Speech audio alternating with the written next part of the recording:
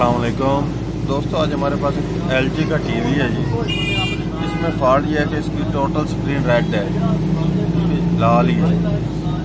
और दूसरा, इसमें चैनल चेंज करने पर चैनल भी चेंज हो रहे हैं। ये ऑडियो वीडियो,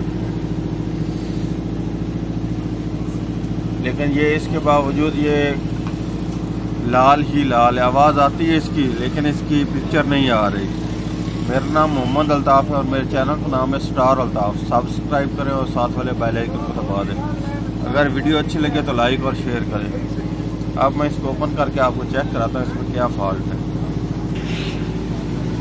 ये अब आप देख सकते हैं, मैंने टीवी को ओपन कर लिया है जी। अब हम इसमें फॉल्ट ट्रेस करते हैं, इसमें क्या फॉल्ट है। ये जो रेड आ रहा है इसके, अब हम सबसे पहले इसके वोल्ट चेक करते हैं। जो ऊपर गन के ऊपर जाते हैं वो वोल्ट चेक करते हैं, क्या हमारे ये पूरे आ रहे हैं, ये क्या प्रॉब्लम क्या नहीं। ये हम इसकी बेस से चेक कर रहे हैं। जो बेस पर ये वोल्ट आ रहे हैं, ये इसकी ब्लू, ग्रीन और रेड है। ठीक है जी। ये इस पर 2 वोल्ट आ रहे हैं जी, ग्रीन पर, ब्लू पर। ये आगे ग्रीन पर भी 2 वोल्ट आ रहे हैं। ठीक है जी। ये इस पर 4 वोल्ट आ रहे हैं रेड पर।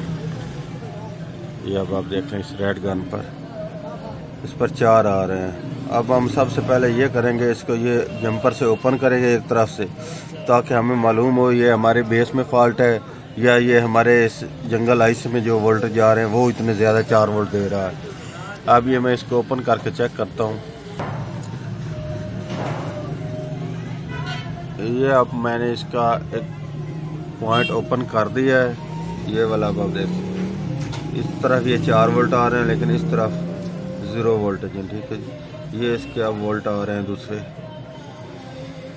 इसका मकसद है ये हमारे जो 4 वोल्ट आ रहे हैं, 4.3 वोल्ट, ये इसके इस सिस्टम जंगल आई से जो इकट्ठा है इसमें से ये आ रहे हैं। ठीक है जी। ये अब हम इसमें चेक करते हैं इसमें क्या प्रॉब्लम है। इसके टैंके भी लूज़ हो सकते हैं हम, क्योंकि ये पहली दफ़ा टीवी ओपन किया मैंने। इसके ये अब हम सोल्डिंग करेंगे सबसे पहले। इसके ये सभी पॉइंट सोल्डिंग करके फिर अब हम चेक करते हैं क्या सोल्डिंग को पॉइंट तो लूज़ नहीं था, उसकी बिना पर तो ये 4 वोल्ट नहीं दे रहा। और दूसरी तरफ ये आईसी के ऊपर देखते हैं या कि इसमें कार्बन तो नहीं है। ये अब मैं चेक करता हूँ। इसका जो ये वाला सिरा मैंने ओपन किया है ना पॉइंट, इस ओपन पॉइंट करने से जो हमारे जो फ्रंट की स्क्रीन रेड थी वो ख़त्म हो चुकी है, वो अब रेड नहीं है। ठीक है जी। क्योंकि इसके 4 वोल्ट मैंने ये काट दिए हैं जो ऊपर बेस के ऊपर जाने थे, इसलिए ये आगे रेड नहीं हो रहा। बाकी 2 गन्ने जो हैं वो अगर पिक्चर इसमें तस्वीर भी डालें तो वो भी ब्लू और ग्रीन में नज़र आएगी, रेड उसमें नहीं होगा। ठीक है, इसलिए मैं इसको सोल्डिंग करके दोबारा चेक करता हूँ। इसको मैंने ये सोल्डिंग किया, लेकिन सोल्डिंग करने के बावजूद भी ये उसके 4 वोल्ट ही आ रहे हैं। अब ये इसको मैं कार्बन चेक करता हूँ। ये अब मैं आईसी के दोनों तरफ ये इसका कार्बन चेक कर रहा हूँ, वो चढ़ जाएगा ऐसे करने पर। ठीक है जी। अब मैं इसको दोबारा चेक करता हूँ।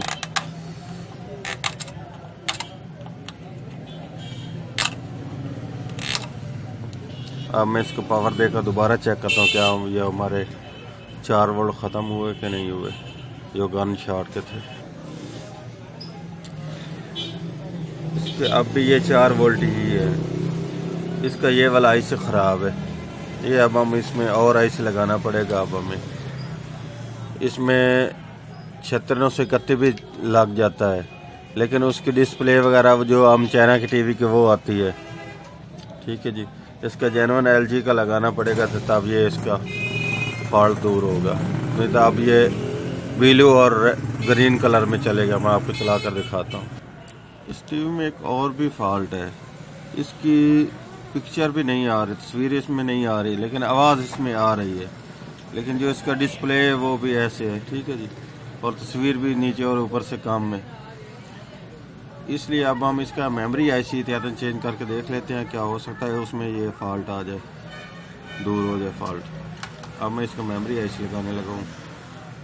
इसकी रेड गन शॉट होने के अलावा इसमें यह फॉल्ट आ रहा था कि इसकी फ़ोटो भी नहीं आ रही थी, ना चैनल की रास्टर आ रहा था और तस्वीर भी ऊपर और नीचे दोनों तरफ से साइज़ कम था इसका।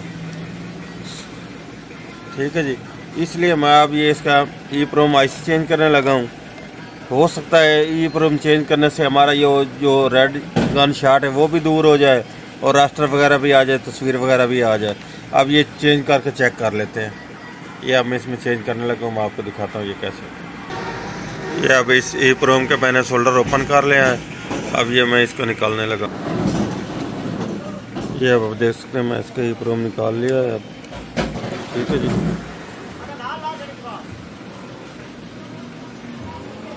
ये इसका EEPROM है। अब मैं इसकी जगह और EEPROM लगाता हूँ, तब ये चेक करते हैं क्या हमारा ये फॉल्ट दूर होता है कि नहीं, क्या ये वर्क करता है कि नहीं करता। ये अब मैं इसमें IC लगाने लगा हूँ 24C16A। ठीक है जी। अब चेक करते हैं। ये इसमें मैंने IC लगा दिया है, अब सोल्डिंग करने लगा। ये जो हमारे पहले 4 वोल्ट आ रहे थे रेड गन पे,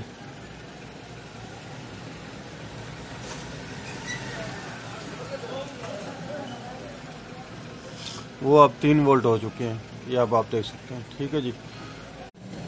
अब हमने इसका EEPROM चेंज कर दिया है।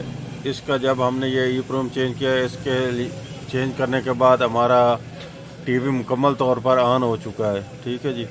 रास्टर भी आ चुका है, लेकिन जो हमारे ये 4 वोल्ट शॉर्ट होते 4 वोल्ट आ रहे थे ना, ये अब 3.4 वोल्ट हो रहे हैं। ठीक है जी। अब ये हमें इस पर ये प्राड़ लगाने पर 3 वोल्ट हुए हैं, लेकिन आगे से हमारा रास्टर बिल्कुल क्लियर हो चुका है। रेड गन जो पहले शॉर्ट थी वो अब ख़त्म हो चुकी है। ये फॉल्ट अब आ रहा था इस EEPROM में, ये जो अब हमने चेंज किया। अब मैं इसको फ्रंट से आपको दिखाता हूँ। अब ये आप देख सकते हैं हमारा टीवी ऑन हो चुका है मुकम्मल तौर पे। ठीक है जी। लेकिन इसका वर्टिकल साइज का थोड़ा सा ऊपर से कम है, वो अब हम इसका एडजस्ट करेंगे फैक्ट्री से। ठीक है जी। ये हमारा फॉल्ट EEPROM से दूर हुआ है। जंगल इसका ठीक था। हमने तो पहले कहा था इसका जंगल ख़राब, लेकिन जंगल वो ठीक निकला। जंगल में कोई फॉल्ट नहीं था, सिर्फ इसका EEPROM चेंज करने से ये फॉल्ट दूर हुआ है। ये इसकी अब मैंने फैक्ट्री ओपन कर ली है। फैक्ट्री ओपन करने का इसका तरीका ये है कि इसका डबल मेन्यू दबाया जाता है। वो कैसे डबल मेन्यू?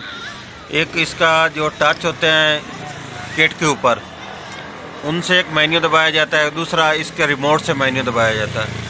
वो लगातार दबाने प्रेस रखने से दोनों बटन, तब ये इसकी फैक्ट्री ओपन हो जाती है। उसके बाद उसको एडजस्टमेंट किया जाता है। टीवी मुकम्मल तौर पर ठीक हो चुका है जी। आवाज़ वगैरह सब कुछ फिट है जी।